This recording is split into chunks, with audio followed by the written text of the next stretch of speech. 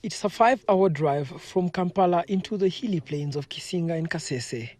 It is here that the character of Uganda's first female leader of opposition, Winnie Kiiza, was nurtured and built. Winnie Kiiza sits in the annals of Uganda's history as the first female leader of opposition. But that's not her only claim to fame. She is arguably one of the biggest opposition doyens. But now, at the height of her political career, she's called it quits. We come to speak exclusively to her to find out what is it that might have caused her to leave active politics. We find her in her compound playing games with her 2 children. Winnie is now comfortably out of elective politics, a space she has occupied for 15 years. But her mind is still very much in the arena. Winnie tells us her decision to quit elective politics was made during the 2016 general elections. I knew that I would not seek re-election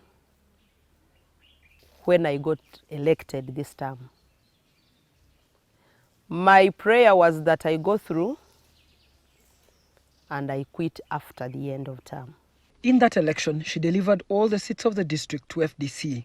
Immediately after, the party contested the outcome of the elections and a row emerged between the party president Mugisha Muntu and party diehard. Kiiza was one of those who supported Muntu in opposing the party's decision to establish an alternative government. Though Winnie Kiiza was soon appointed the leader of opposition, the differences became irrefutable and irresolvable. It was evident that we were not in government because the president had been sworn in. And therefore, his issue was there is no way we can refuse that we are not in opposition when it is clear that we are. So needing a leader around whom people can now advocate for the other issues that we need pushed in Parliament is very critical at this stage. It was a hard decision for him to take, but he had to take it. Along the way, I think everybody appreciated that he took a correct decision. That is why even those who opposed the idea, they had to replace me with another one. Winnie Kiiza has no kind words for the FDC leadership. The management style of General Muntu is one aspect that this country needs. And I know that party, after the departure of Dr. Kizza Besigye, will never be the same.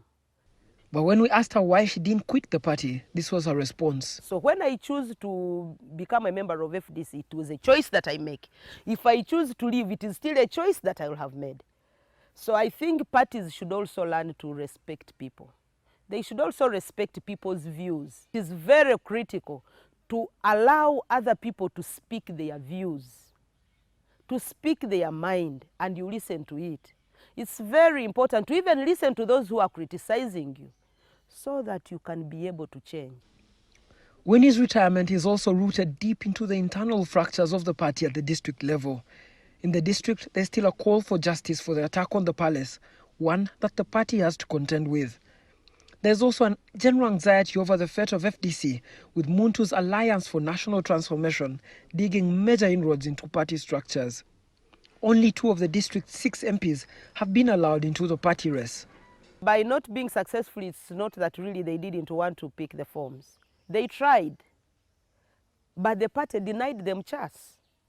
Well, I got surprised that you are still struggling to take power and you are denying yourselves of fighters. I got shocked.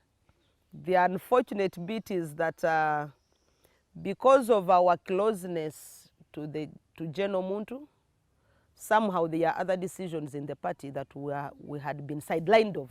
Winnie says she'll spend the rest of her days mobilizing for change and mentoring more people into politics. I had very little time with my family. I want to, at least during this sabbatical leave, I want to give some good time to my family. I want to also start reading and writing. I want to write my experiences. I look forward to that. But I also want to do mentorship for young girls and boys. I want to mentor leaders. The jury is still out on the political future of the 47-year-old politician with 15 years in legislative experience and an even longer track record as a community mobilizer. Raymond Mijini, NTV.